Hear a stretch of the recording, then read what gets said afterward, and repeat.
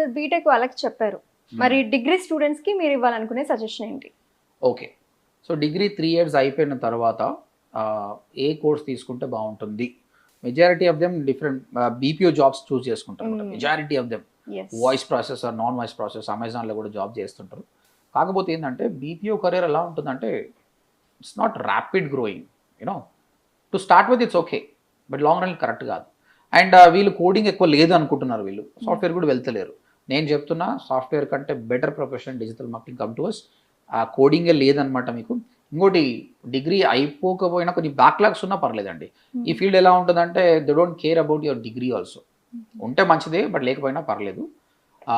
Without coding ప్రాపర్గా course నేర్చుకోండి, job ఉంటుంది. డౌన్ ద లైన్ 2 to 3 ఇయర్స్లో మీ శాలరీ కూడా చాలా బాగుంటుంది. So degree students happily come to digital marketing. Guys మీకు చాలా క్వశ్చన్స్ ఉండొచ్చు ఇంకా. డిజిటల్ మార్కెటింగ్ కోర్స్ని ఫ్రీగా నేర్పియాలనే ఉద్దేశం